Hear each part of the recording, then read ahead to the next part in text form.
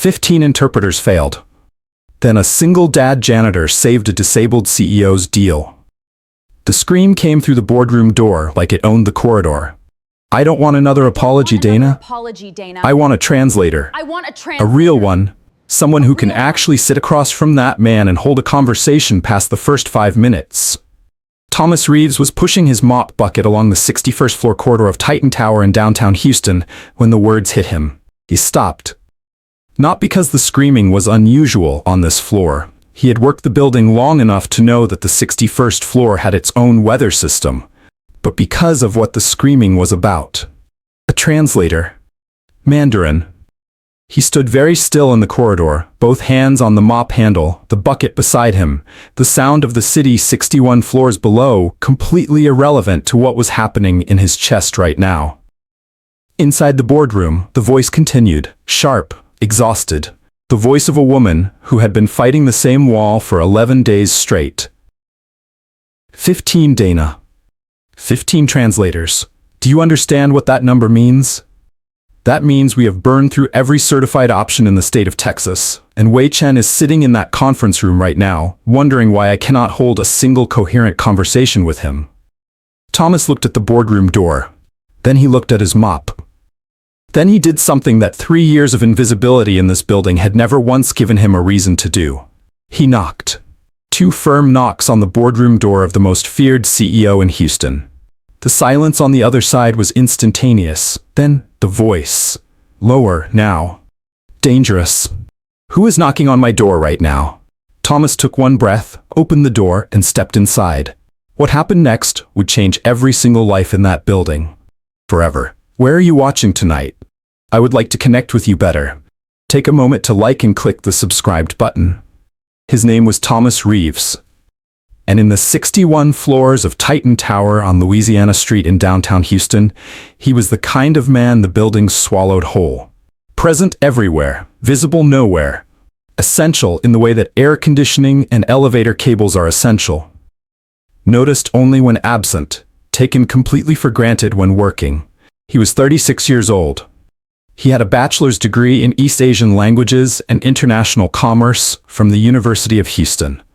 A degree he had completed in 5 years instead of 4, because the tuition assistance from his night job at a logistics warehouse had been cut in his 3rd year, and he had needed to pick up a second job to make up the difference. He had graduated on a Saturday afternoon in May, 9 years ago, with his mother and his then-girlfriend Carla in the audience and a cumulative GPA of 3.7 that his academic advisor had described in the letter of recommendation she wrote for his graduate school application as remarkable given the circumstances. The graduate school application had never been submitted. 6 weeks after graduation, Carla had placed his hand on her stomach in the kitchen of their 1-bedroom apartment on Westheimer Road and looked at him with the particular expression of someone delivering news that is simultaneously the best and most terrifying thing that has ever happened. Their daughter was born the following February. Her name was Lily. Lily Reeves was 7 years old, small for her age, with her mother's wide, curious eyes and her father's stubborn refusal to accept that any problem was unsolvable. She had been diagnosed at age 3 with a moderate hearing impairment in her left ear. Not severe enough to require a cochlear implant, the audiologist had explained, but significant enough that without her hearing aid, the world arrived at her left side muffled and incomplete, like a song playing in the next room with the door half closed. She wore the hearing aid every day. It was small and beige and looped behind her left ear, and she had named it Gerald, for reasons she had explained to Thomas at length one evening over macaroni and cheese, and that he had not fully followed but had listened to completely, because listening to Lily completely was the thing he was best at in the world. Gerald needed replacing. The audiologist at Texas Children's Hospital had told Thomas at Lily's last appointment that the device was 3 years past its recommended replacement cycle, and that the newer models would provide significantly better sound resolution, particularly in classroom environments, which mattered because Lily was struggling, not with effort. Never with effort. Lily attacked her schoolwork with the same stubborn refusal she applied to everything. sitting at the kitchen table every evening with her homework spread around her and her tongue pressed between her teeth in concentration, and Gerald doing his best behind her left ear. But her second-grade teacher, Miss Portillo, had called Thomas 2 weeks ago with the gentle, careful voice of a person who cares and is trying to show it without causing alarm. "Mr. Reeves, Lily is one of the brightest children in my class. I want to be clear about that. But I'm noticing that she misses instructions sometimes, particularly when there's background noise. I think it might be worth looking at her hearing support." Thomas had thanked Miss Portillo. Then he had sat in his car in the school parking lot and done the math he already knew the answer to. The new hearing aid was $2,100. His checking account had $412. He also owed $700 on the medical bill from Lily's ear infection 3 months ago, which he was paying in installments of $50 a month. And the transmission on his 2009 Ford Focus had been making a sound for the last 6 weeks that his mechanic, a patient man named Roy on Shepherd Drive, who always told Thomas the truth, had described as not an emergency yet, but a conversation we should have soon. He had not yet had the conversation with Roy. He was not yet ready for what Roy was going to tell him. Carla had left when Lily was 18 months old. Not with anger, that would almost have been easier. With a quietness that was harder to argue with. A slow withdrawal that Thomas had watched happening without knowing how to stop it. Like watching a tide go out. She had been young. They both had been young.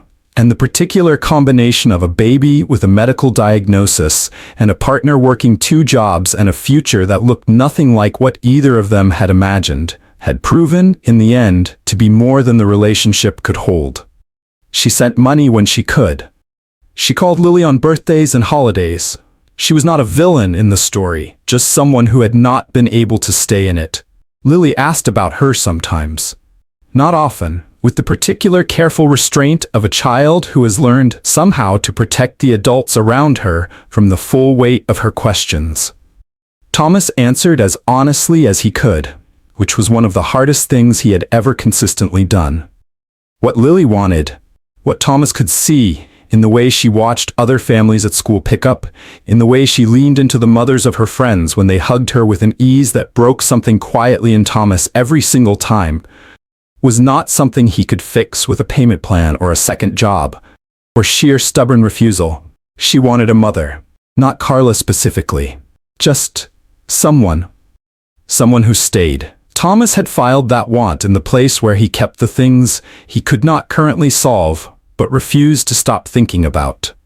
It lived there alongside the hearing aid and the transmission and the medical bill, in the category he privately called not yet, but not never. He had taken the janitor job at Titan Tower 14 months ago. It was not his first choice. It was not his second or third or fifth. But it paid $16 above minimum wage, came with health insurance that covered 70% of Lily's audiologist appointments, and the supervisor, a broad, unhurried man named Curtis, who had been running the building's cleaning staff for 9 years, had looked at Thomas's application, looked at Thomas, and said, "You show up and you do the work. I don't care what else is on this paper." Thomas had shown up, every shift, every floor. He learned the building the way he learned everything. Methodically, completely, with the attention of someone who understands that details matter, because details are what the world is actually made of. He knew which elevator ran slow on the 43rd floor. He knew that the women's bathroom on the 58th floor had a soap dispenser that needed to be refilled every Tuesday without fail. He knew that the 61st floor, Titan Global's executive suite, Eleanor Voss's domain, was always the last floor he cleaned, always between 9 and 11 p.m., always after the executives had gone home, and the floor belonged to the cleaning crew and the particular silence of a powerful place at rest. He knew the floor. He did not know its CEO. Not personally, not the way you know someone, but in the way that you know the weather patterns of a place you live near. By their effects, their residue, the atmosphere they leave behind. Eleanor Voss's effects were everywhere on the 61st floor. Her name was known in Houston, the way certain names are known. Not celebrity famous, not politician famous, but industry famous. The kind of famous that lives in boardrooms and financial columns and the careful conversations of people who move serious money.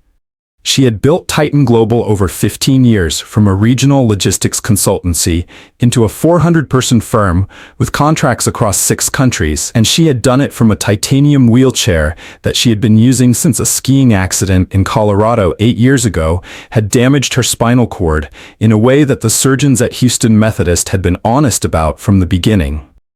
The lower body mobility is gone, they had told her. Permanently. She had been discharged 12 days later. She had been back at her desk in 10. The wheelchair had not slowed her. If anything, and the people who worked for her said this with a mixture of admiration and genuine wariness, it had focused her. Stripped away whatever small patience she had previously possessed for inefficiency, incompetence, or any form of wasted time. She ran Titan Global the way a surgeon runs an operating room, with absolute precision, zero tolerance for error, and the unspoken understanding that every person in the room was there because they were the best available option, and would remain there, only as long as that remained true. She had fired 3 assistants in 2 years. She was on her 4th, a composed young woman named Dana Briggs, who had survived 11 months by developing what her predecessor had described in a whispered warning on Dana's first day as the ability to absorb impact without showing it. Dana had absorbed a great deal of impact in 11 months, none more than the last 11 days. The Wei Chen situation had begun, as many crises begin, with a single optimistic assumption. Wei Chen, chairman of Chen Manufacturing Group, the 3rd largest industrial manufacturer in Guangdong Province, China, had agreed in principle to a partnership with Titan Global that would represent the largest deal in the company's history. $470 million. A logistics and supply chain agreement that would transform Titan Global from a strong regional player into a genuine international force. The deal required one thing above all else: a conversation. Wei Chen did not conduct business through intermediaries or document exchanges or video calls with subtitles. He conducted business in person, face-to-face, in the language he had spoken his entire life. Not standard Mandarin, but the Hakka-inflected dialect of his home region in eastern Guangdong, layered over decades, with the particular vocabulary of a man who had built an industrial empire, quoting classical Chinese literature, the way other men quoted sports statistics. 15 interpreters had tried. The first had lasted 4 minutes, before Wei Chen had raised one hand and said, with complete politeness, that the young woman was translating his words but not his meaning, and that there was a difference, and that the difference mattered. The 15th had lasted 1 hour and 53 minutes. The record, before making a critical error in the translation of a contractual term that Wei Chen caught immediately, that would have committed Titan Global to a liability clause. Eleanor's legal team would never have approved, and that had caused Eleanor Voss to thank the interpreter quietly, wait until the door closed, and then grip the arms of her wheelchair with both hands and say nothing for 45 seconds, while Dana stood at the side of the room and waited. That had been yesterday. This morning, the 16th interpreter had called to cancel. And Eleanor Voss, who had survived a spinal cord injury and rebuilt her life and built a company from nothing, and stared down every obstacle that had ever placed itself in her path, had reached, for the first time in a very long time, the specific edge where composure ends and something raw begins. Which was why Thomas Reeves, pushing his mop bucket along the 61st floor corridor at 9:47 in the morning, 2 hours before his shift was supposed to start, because Curtis had called him in early to cover for a sick colleague, heard every word through the boardroom door. And knocked. The door opened inward. Thomas pushed it with one hand, slowly, deliberately, the way you open a door when you are not entirely certain what is on the other side, but have decided to open it anyway, because the alternative is walking away. And walking away is not something Thomas Reeves had ever been particularly good at. The room was large and glass-walled on 2 sides, the Houston skyline visible in every direction. The downtown towers, the distant green smear of Herman Park, the flat Texas horizon stretching south toward the ship channel. A long, dark conference table ran the length of the room. At the far end sat a man Thomas had never seen in person, but recognized immediately from the framed photographs on the wall outside. Wei Chen, 71 years old, small and upright in his chair, wearing a plain dark suit, and the particular expression of a man who has been patient for 11 days and is beginning to examine the limits of that patience. At the head of the table, closest to the door, closest to Thomas, sat Eleanor Voss.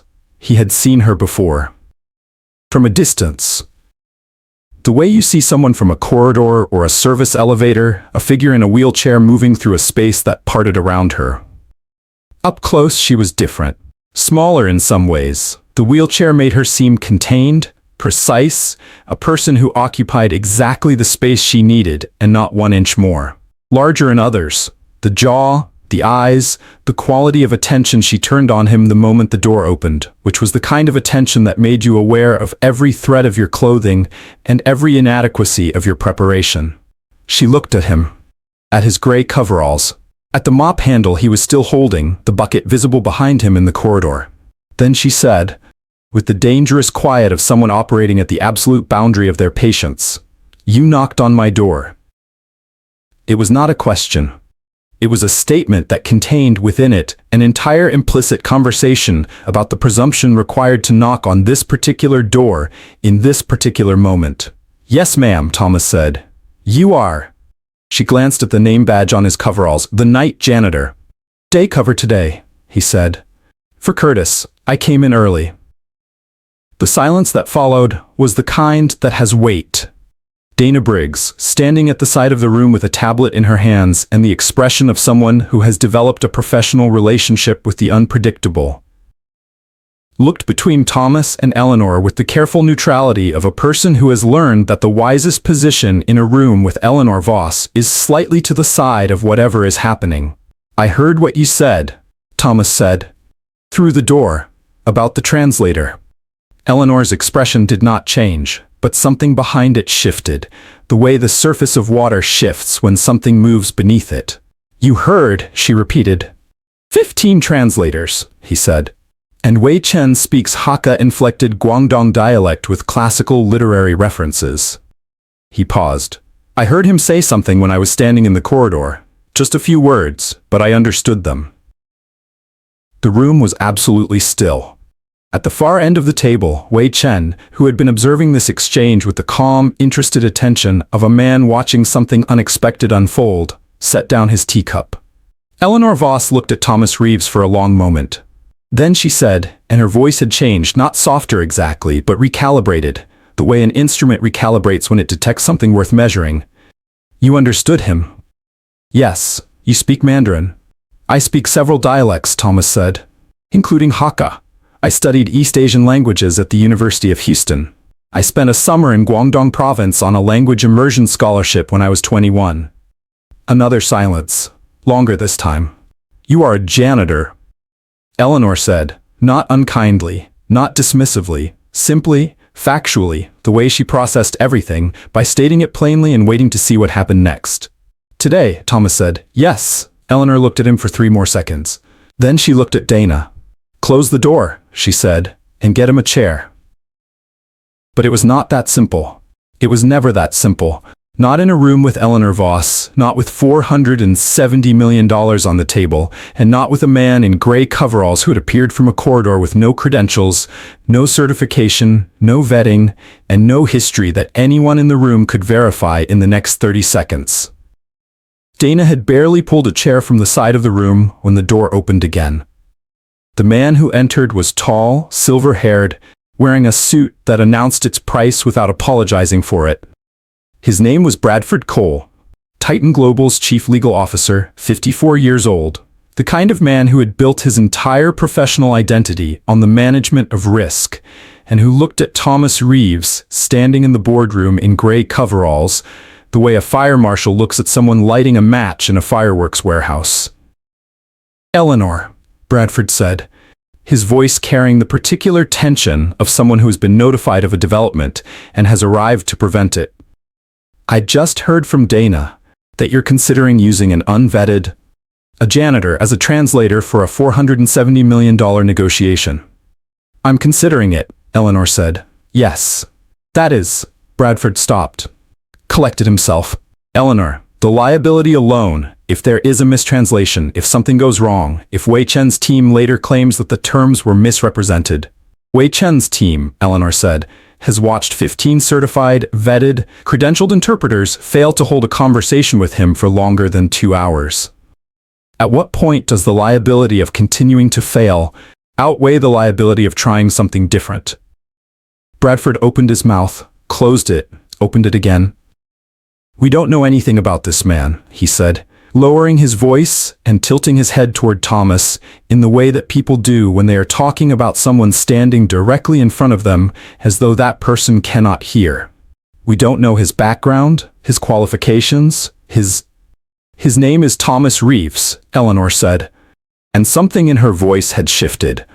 A note of something that Bradford, who had known Eleanor Voss for 11 years, recognized as the tone she used when she had already decided something, and was now simply waiting for the room to catch up. He has a degree in East Asian languages from the University of Houston.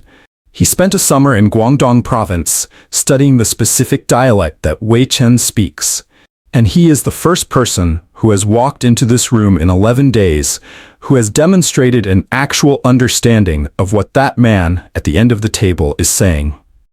She looked at Bradford. Sit down, Bradford. Bradford sat down. Thomas stood at the side of the room through all of this. He had learned over the years that the wisest thing a person in his position could do in a room full of people arguing about whether to trust him was to be exactly what he claimed to be, still, clear, and undefended, not performing confidence, not shrinking from the scrutiny, just standing in his own truth and letting it speak at whatever volume the room was ready to hear. He was thinking about Lily. Not as a motivation. He was already in the room. The decision to knock on the door was already made. He was thinking about her the way he always thought about her when things became uncertain. As a fixed point, a coordinate, the thing that told him where he was when everything else was moving. He was also thinking, with the particular split attention of a man trained in languages, about the 3 sentences he had heard Wei Chen speak in the corridor. The old man had been speaking to his aide, a quiet young man who had been with Wei Chen throughout the 11 days and whose own Mandarin was standard and clear. Wei Chen had said, in the Hakka-inflected dialect that had defeated 15 interpreters, "The woman in the wheelchair has a spine made of iron. I have been watching her for 11 days. She does not know how to give up. I respect that completely. But I cannot do business with a wall. I need a door." Thomas had heard that, had understood it, and had knocked. Wei Chen himself ended the debate. He had been watching the room, the silver-haired lawyer's objections, Eleanor's responses, Thomas standing still in his coveralls with the calm attention he brought to everything. Now he spoke, in his dialect, without preamble. Thomas listened, then turned to the room and said clearly and steadily, "Mr. Wei says he has been in this city for 11 days. In that time, he has drunk a great deal of tea that he did not request, and listened to a great deal of language that sounded like his own but was not. He says a river and a canal are both water, but only one of them knows where it is going." Thomas paused. He says he would like to speak to the man in the gray uniform, and he would like everyone else to sit down. The room sat down. Bradford Cole last. Eleanor Voss looked at Thomas across the length of the conference table, and for the first time since he had pushed open the boardroom door, something crossed her face that was not calculation or assessment or the professional management of a crisis. It was something quieter than all of those things. Something that looked, just briefly, like relief. But the moment the room settled, the moment it seemed like the crisis had found its resolution and the path forward was clear, Bradford Cole leaned toward the woman beside him, a junior legal associate named Stephanie, and whispered 4 words that Thomas, trained to hear language at every register, caught completely. "This isn't over yet." Thomas kept his face still, and kept his eyes on Wei Chen, and waited for what was coming. The translation began at 10:17 in the morning. Thomas stood at the corner of the conference table. Not seated, not formally positioned, simply present in the way that felt most natural to him, which was standing where he could see everyone and be seen clearly, and began the work that 15 people before him had not been able to finish. It was not easy. Wei Chen's dialect was not a party trick. It was not the kind of linguistic skill you demonstrated once to impress a room and then coasted on. It was living, layered, constantly referencing things that existed outside the conversation itself. Classical poetry, historical events, proverbs from a region of China that most Mandarin textbooks never mentioned. Every third sentence contained something that required not just translation but context. The kind of knowledge that lived not in certification exams, but in the particular combination of academic study and human immersion that Thomas had accumulated over years, and then quietly stored away in the same place he stored everything he could not currently use. He delivered it all. When Wei Chen referenced a Tang Dynasty poem to describe his concerns about the partnership's supply chain structure, Thomas translated the poem and explained its meaning in the same breath, clearly, without breaking the rhythm of the conversation. When Wei Chen used a Hakka proverb about foundations and floodwater to question the scalability of Titan Global's logistics framework, Thomas not only translated the proverb, but provided the English equivalent that carried the same weight. Because translation, real translation, is not the replacement of one word with another, but the reconstruction of meaning across the distance between two worlds. Eleanor Voss listened to all of it with the focused intensity of a person who had been waiting 11 days for exactly this. She responded to every point, directly, precisely, with the kind of command of her own company's data that Wei Chen, Thomas could see, was noting and respecting. She did not soften her positions. She did not perform warmth she didn't feel. She simply answered, honestly and completely, and trusted Thomas to carry it across the distance. He carried it. By noon, the structural framework of the agreement was on the table.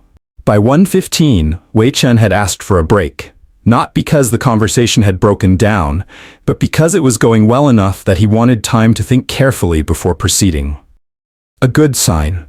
The best sign, in fact, that Thomas had seen since he walked through the door. Eleanor called the break. The executives filed out toward the corridor. Bradford Cole last, with the expression of a man who has been proven wrong and is still negotiating internally with that fact. Dana went to arrange lunch. The junior associates gathered their notes. Thomas stayed. Not because he had been asked to, because Wei Chen had not moved. The old man sat at the far end of the table, both hands folded in front of him, looking at Thomas with the same calm, measuring attention he had brought to everything. His aide sat beside him, quiet and still. Wei Chen spoke, not about the deal, not about logistics frameworks or supply chain structures or the contractual terms that Bradford Cole had been guarding like a border crossing. He spoke about something else entirely, in the dialect, unhurried, as though the boardroom had temporarily ceased to be a boardroom and become something more like a conversation between two people who happened to find themselves in the same place. Thomas listened. Then said, quietly, so that only the old man could hear, "You want to know how I ended up here? Like this?" Wei Chen nodded once. Thomas was quiet for a moment. Then he told him. Not everything. Not the full weight of it. But enough. Lily. The hearing aid named Gerald. The transmission on the Ford Focus. The University of Houston degree in the storage unit of his mind, sitting unused beside the summer in Guangdong province, and the scholarship that had cost him everything he had saved and given him something he had never been able to fully spend. Wei Chen listened the way very old men listen when they have earned the right to, completely, without agenda, with the patience of someone who understands that a person's story is the most important document they carry. When Thomas finished, the old man was quiet for a long moment. Then he said, in the dialect, with the simplicity of someone stating something he considers obvious, "A man who carries this much and still shows up. This man is not a janitor. He is simply a janitor today." Thomas looked at the table. "Today is what I have," he said. Wei Chen nodded slowly. "Then let us make today count." Eleanor came back into the boardroom 12 minutes into the break. Not because the break was over, because Dana had quietly told her, in the corridor outside, what she had seen through the boardroom's glass wall. The old man and the janitor, sitting at opposite ends of the table, talking. Not negotiating, not translating, just talking. In the dialect, back and forth, the way two people talk when they have found an unexpected frequency. She wheeled in quietly. Thomas looked up when he heard the wheelchair. Wei Chen looked up too. Eleanor stopped at the midpoint of the table, equidistant between the two of them, and said, without preamble, because preamble had never been her way, "What did I miss?" Thomas looked at Wei Chen. Wei Chen looked at Thomas. And then the old man said something that Thomas translated with a care that went beyond the professional. Because the words mattered, and because the person they were being said to mattered, and because some translations carry more than language. He says, he has been in business for 50 years. In that time, he has sat across from many people in many rooms. He says the best partnerships he has ever made were not made because the numbers were right. They were made because the person across the table was right. Thomas paused. He says he would like to continue, not because the framework is complete, but because he believes it can be. And he says, Thomas stopped, looked at Eleanor directly. He says the woman in the wheelchair has been fighting for this deal with everything she has for 11 days. And that he sees that, and that it matters to him. He says where he comes from, the people worth doing business with are the ones who don't stop. And he has not seen her stop once. The boardroom was very still. Eleanor Voss looked at Wei Chen across the length of the table. Something moved across her face. Fast, contained, the briefest fracture in the surface of the composure she wore like armor. Then it was gone, replaced by the steady, focused expression that her executives knew and her adversaries feared. But it had been there. Thomas had seen it. Wei Chen had seen it too, and the old man's expression, just for a moment, carried the particular warmth of someone who has found exactly what they were looking for and is quietly pleased about it. The afternoon session lasted 4 hours. Thomas stood at the corner of the table for all of it. No chair, no water brought to him, no acknowledgement from Bradford Cole's side of the table that he was anything other than a necessary instrument that had appeared at a necessary moment. His gray coveralls were still gray. His mop bucket was still in the corridor outside. The building had not changed around him, but something inside the room had changed completely. Wei Chen spoke with a directness and a depth that none of the previous 15 sessions had reached, because for the first time in 11 days, he was being heard. Not just translated, heard. The difference between those two things is the difference between a photograph of a place and the place itself. Technically similar, fundamentally different. Thomas heard him, and Eleanor, freed at last from the 11-day wall of miscommunication, was finally, fully doing what she did better than almost anyone in Texas, running a negotiation. By 5:47 p.m. the framework agreement was initialed, not signed. That would come after the lawyers had done what lawyers do, which is make simple things complicated and complicated things documented. But initialed. Real. Present in the room, in a way that $470 million becomes real when two people have decided, across every barrier between them, that it is. Wei Chen stood. He buttoned his jacket. He looked at Thomas and said, in the dialect, quietly enough that it was just for Thomas, "You knocked on a door today that most men would have walked past. Remember that. It will matter more than you know." Thomas nodded. Then Wei Chen did something that made Bradford Cole's eyebrows rise, and Dana Briggs reached quietly for her phone to make sure she was not imagining it. He crossed the room. Not toward Eleanor, toward Thomas, and shook his hand. Not the handshake of a business conclusion. The handshake of one person recognizing another. Firm, deliberate, held for exactly 1 beat longer than a formal handshake requires. Then he turned, nodded to Eleanor with a bow of genuine respect, and walked out of the boardroom with his aide beside him. The room exhaled. Bradford Cole began talking immediately, about documentation, about next steps, about the legal framework for formalizing the agreement, about the need to establish Thomas's official role in the process retroactively, which was Bradford's way of managing something he hadn't been able to prevent by finding a way to contain it after the fact. Eleanor let him talk. She was looking at Thomas. He was looking at the corridor, at his mop bucket, still there, exactly where he had left it when he knocked on the door that morning. The most ordinary object in the building. The thing that defined, in the eyes of everyone on this floor, exactly what he was and where he belonged. He looked at it for a long moment. Then he looked back at Eleanor. She was still watching him, with that same recalibrating attention, the measuring look that he was beginning to recognize as the way her mind worked when it was processing something it hadn't yet decided what to do with. "Thomas," she said. "Yes?" She was quiet for a moment, the particular quiet of a woman who chooses her words the way other people choose investments, carefully, with full awareness of what they might return. "Don't go far," she said. He looked at her. "My shift ends at—" "I know when your shift ends," she said. "I mean, don't go far." He held her gaze for one moment. Then he nodded once, picked up his notepad from the corner of the table, the small spiral notebook he had taken out halfway through the morning session to track the key terms and their translations, a habit from university that had apparently survived everything, and walked to the door. He paused in the doorway, looked back at the room, at Bradford Cole shuffling papers, at Dana typing rapidly, at the Houston skyline going gold through the glass walls in the late afternoon light, at Eleanor Voss, still watching him from the head of the table. "Miss Voss?" he said. "Thomas?" For what it's worth, he paused, choosing his words with the same care he had brought to every translation that day. Wei Chen meant everything he said.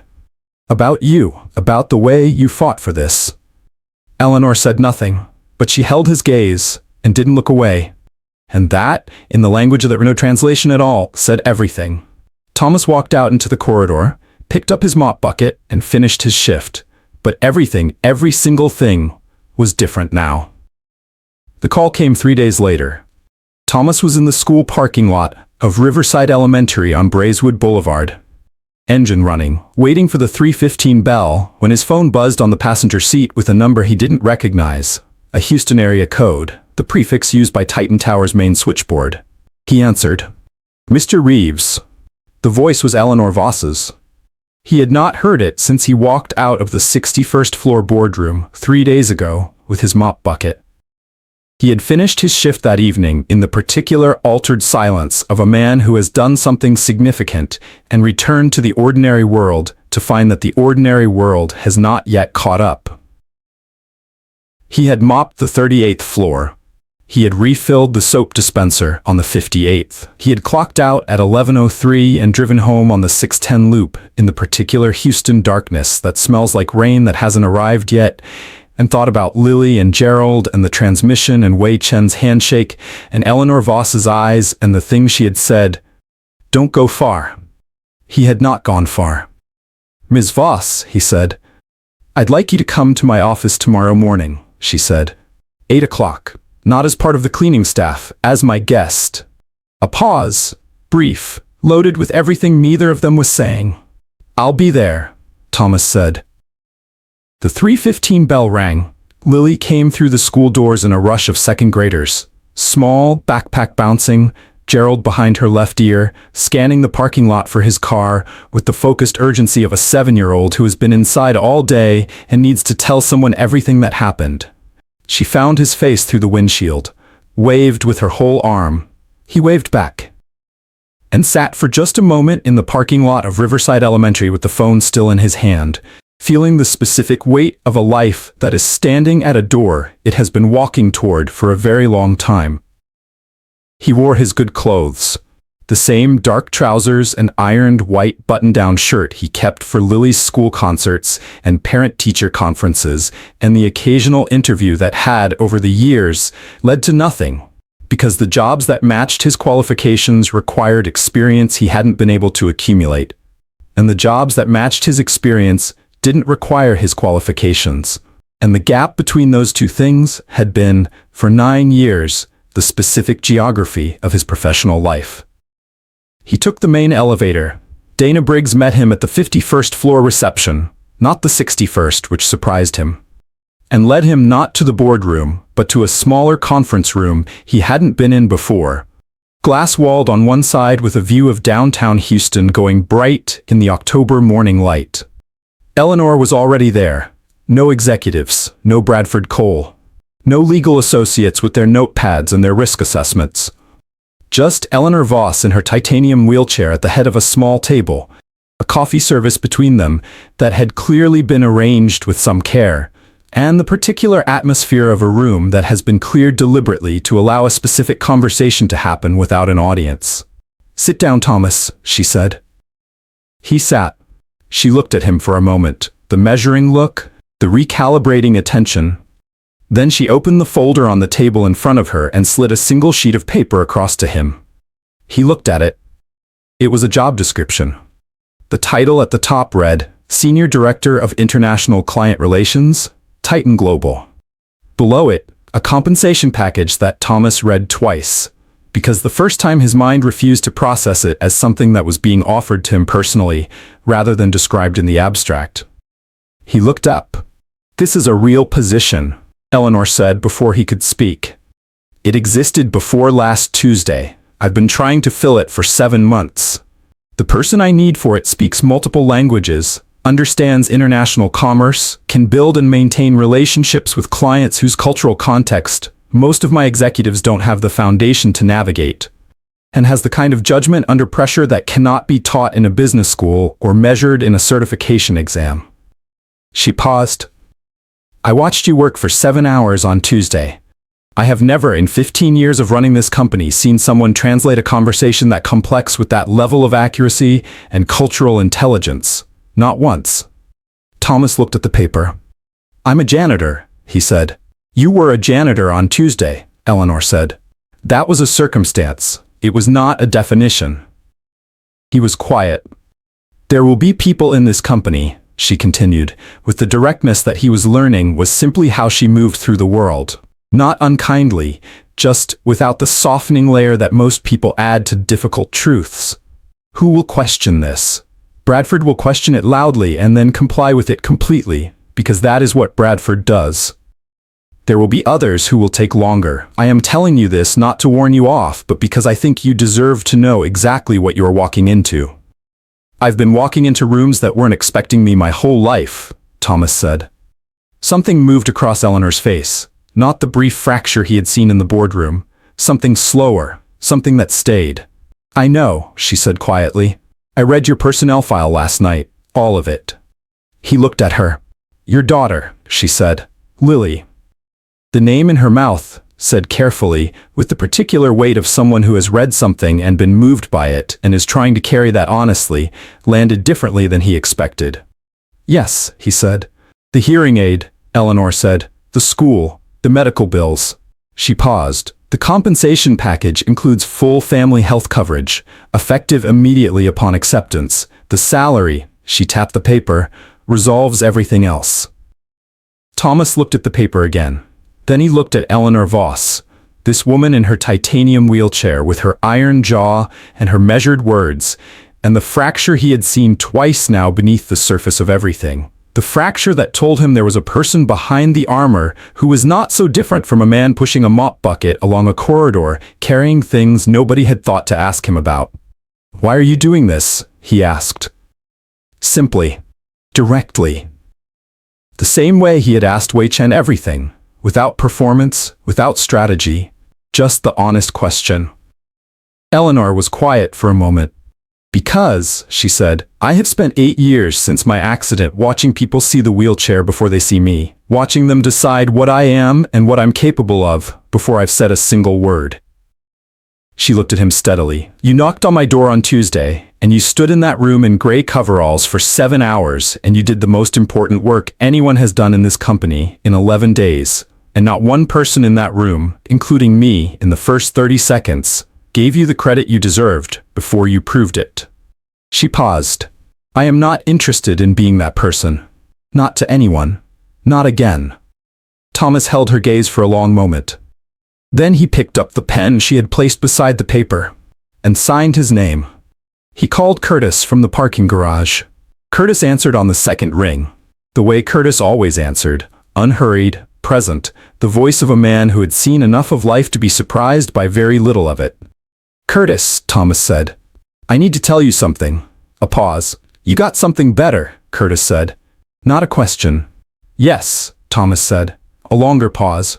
Then, and Thomas could hear the smile in it, the specific smile of a man who is genuinely glad for someone else without a trace of anything complicated. Good, Curtis said. I always knew that floor was too small for you. Thomas sat in his car for a moment after he hung up. Then he drove to Riverside Elementary. He told Lily that evening over dinner. Not everything. She was 7, and the full architecture of what had happened was beyond the scope of a Tuesday over pasta. But enough. He told her that something had changed. That he had a new job.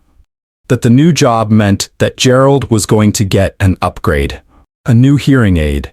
The best one the audiologist recommended. The one with the sound resolution that would make Mr. Portillo's classroom arrive at Lily's left ear clear and complete and whole. Lily looked at him across the pasta. Gerald's getting replaced, she said, with the specific expression of a 7-year-old confronting an unexpected loyalty conflict. Gerald's getting upgraded, Thomas said carefully. He's not being replaced, he's being improved. Lily considered this with the seriousness it apparently deserved. Can I name the new one? She asked. You can name the new one? Thomas said. She thought about it for the rest of dinner. By the time Thomas was washing the dishes, she had appeared beside him with the particular expression she wore when she had solved something important. Gerald, too, she said. Thomas washed a plate. Gerald, too, he agreed.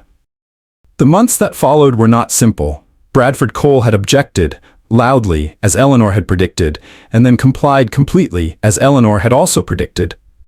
There had been executives who had watched Thomas walk onto the 61st floor in a suit and processed it with varying degrees of grace. There had been client meetings where the question of his background had surfaced in the particular sideways manner of questions that people ask when they want information they don't want to be seen wanting. Thomas had navigated all of it the way he navigated everything, with the patient, unhurried competence of a man who understands that the most effective response to being underestimated is simply to keep working. He kept working. The Wei Chen partnership, fully executed by December, performed beyond every projection Bradford's team had modeled. By February, Thomas had established 3 additional international client relationships that Titan Global had been unable to penetrate for years. 2 in Southeast Asia, 1 in South Korea.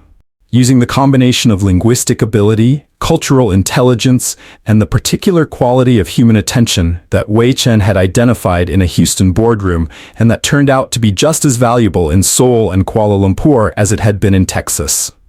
Eleanor noticed. Eleanor noticed everything. What grew between them did not grow quickly. It grew the way things grow in the lives of people who have both been through enough to be careful, slowly, with attention, with the particular honesty of 2 people who have no interest in pretending to be anything other than what they are. It began in the small moments. The evening Eleanor stayed late, reviewing the South Korea proposal, and Thomas stayed with her. Not because it was his job, but because the work needed doing, and he was there and she was there, and somewhere around 9:30 she had looked up from the documents and said, without planning to, "Do you ever get tired of carrying everything alone?" And Thomas had looked at her across the conference table and said, "Every day." And she had said, "Me too." That was the beginning. It built through the months, through late evenings in the 61st floor conference room, and Saturday morning phone calls that started about work and ended about everything else. Through the afternoon, Eleanor had come with Thomas to Lily's audiologist appointment because Thomas's car was in the shop and she had offered the company car without making anything of it. And Lily had climbed into the back seat beside Eleanor's wheelchair and said, with the complete absence of social filter that is the exclusive gift of 7-year-olds, "Are you going to be my dad's girlfriend?" Eleanor had looked at Thomas. Thomas had looked at the road. "I'm your dad's colleague," Eleanor said carefully. Lily had considered this for approximately 4 seconds. "That's not what Gerald too thinks," she said. Thomas had developed a sudden intense interest in the traffic on Kirby Drive. Eleanor had laughed, a real laugh, unguarded and complete. The laugh of a person who has been caught by something they weren't expecting and found it entirely welcome. And it had changed the atmosphere of the car in a way that none of them mentioned and all of them felt. By the following October, 1 year after Thomas had pushed a mop bucket along the 61st floor corridor and heard a scream through a boardroom door and made the decision that had remade his life. 3 things had happened that the building's history would record in whatever way buildings record the things that matter. The first, the Wei Chen partnership had exceeded its first-year projections by 31%, making it the most successful international agreement in Titan Global's history. The second, Eleanor Voss had stood, or rather, had wheeled before her board of directors and announced that effective the first of the following year, the position of Chief Executive Officer of Titan Global would transition to a new appointment. That the company's growth into international markets required leadership with the specific combination of cultural intelligence, language capability, client relationship depth, and demonstrated performance under pressure that she had identified in one person in this organization above all others. The board had looked at the name on the slide behind her. Bradford Cole had said nothing. He had learned, over the past year, that saying nothing was sometimes the most strategically sound position available to him. The third thing, the thing that the building would not record in any official document, but that Dana Briggs would describe to her friends for the rest of her life as the best thing she had ever witnessed in 11 years of working on the 61st floor, happened on a Tuesday evening in October, 1 year to the week after Thomas had knocked on Eleanor's boardroom door. Lily was there. Thomas had brought her to the office for the first time. A bring-your-daughter-to-work evening that Dana had quietly orchestrated because Dana had seen what was happening between these two people for months and had the particular gift of arranging the conditions for things that needed to happen without anyone being able to point to her as the cause. Lily had spent an hour exploring the 61st floor with the thorough, systematic attention she brought to everything. Inspecting the view from the east-facing windows, interrogating the coffee machine, asking Bradford Cole 3 questions in rapid succession that he had answered with the slightly dazed expression of a man being interviewed by someone much shorter than his usual interlocutors. Then she had found Eleanor in the conference room. Thomas had watched from the corridor, through the glass wall, the way Eleanor had watched him and Wei Chen through the same glass a year ago. As his daughter climbed with complete confidence into the chair beside Eleanor's wheelchair and said something he couldn't hear. And Eleanor leaned toward her and said something back. And Lily laughed, the full, unguarded laugh that she saved for things that genuinely delighted her. And reached out and took Eleanor's hand with the natural ease of a child who has decided, without consulting anyone, that a person is safe. Eleanor looked down at the small hand in hers. And then she looked up, directly at Thomas, through the glass, and he looked back at her, and in the language that required no translation, no certification, no dialect, no 15 interpreters or one, everything that needed to be said was said. They were married the following spring. On a Saturday in April, in a garden in Houston's Museum District, with the azaleas in full color, and Dana Briggs crying in the 3rd row and Bradford Cole sitting beside her with the expression of a man who has completed his internal negotiation and arrived, finally and without reservation, at gladness. Wei Chen sent a gift from Guangdong Province, a set of brushwork calligraphy, framed in dark wood, that Thomas translated for Eleanor the morning it arrived. The door you knock on in courage becomes the home you live in with joy. Eleanor had looked at it for a long time. Then she had looked at Thomas. That's beautiful, she said. He's a poet, Thomas said. He always was. The interpreters just couldn't keep up. Lily was the flower girl. She walked down the aisle with Gerald, too, behind her left ear and a basket of azalea petals and the solemn, focused expression of a child who has been given an important responsibility and intends to execute it with complete professionalism. Halfway down the aisle she stopped, looked at her father standing at the front, then looked at Eleanor beside him, then looked at the basket in her hands, apparently reconsidered the petals per step ratio she had been using, made a silent adjustment, and continued forward with the focused determination of someone who has found, against all probability, exactly where she is supposed to be. Thomas Reeves was appointed CEO of Titan Global on the 1st of January. He took the main elevator on his first morning, the same elevator he had taken the day Eleanor called him up as her guest. The day before that, in his gray coveralls, with his mop and his canvas bag, and his 7 years of a language nobody had thought to ask him about. He stood in the elevator alone for the 61 floors. Thought about his University of Houston degree. About Guangdong province and the scholarship summer and the language he had carried for 9 years through every corridor and every floor of every building that had never thought to look at what he was carrying. Thought about Lily. At school right now, Gerald, too, doing his job behind her left ear, Miss Portillo's classroom arriving clear and complete and whole on both sides. Thought about Eleanor. Already at her desk on the 61st floor, because Eleanor Voss had never once in her life waited for the work to come to her. The elevator opened on 61. Thomas stepped out, walked past the corridor where he had stood with his mop bucket 14 months ago, past the boardroom where everything had changed, past Bradford Cole's office. Bradford looked up, nodded once, went back to his work, walked to the office at the end of the hall. His office now. Corner windows, Houston in every direction. The ship channel visible to the southeast, the flat Texas horizon going wide and bright in the January morning. He set his bag down on the desk, sat down, and got to work. Some people spend years being walked past, not because they have nothing to offer, but because the people walking past them never learn to knock on the door of someone else's potential. Thomas Reeves didn't wait to be discovered. He heard a problem through a closed door, and he knocked. That knock changed his daughter's life. That knock built a family. That knock opened a door that led, one corridor at a time, to a corner office 61 floors above the city, where he had carried an extraordinary gift in gray coveralls, and waited without bitterness for the morning the right room finally needed what he had. The world is full of corridors, full of closed doors, full of people on the other side of those doors who need exactly what you are carrying. Knock. You have no idea what's waiting on the other side.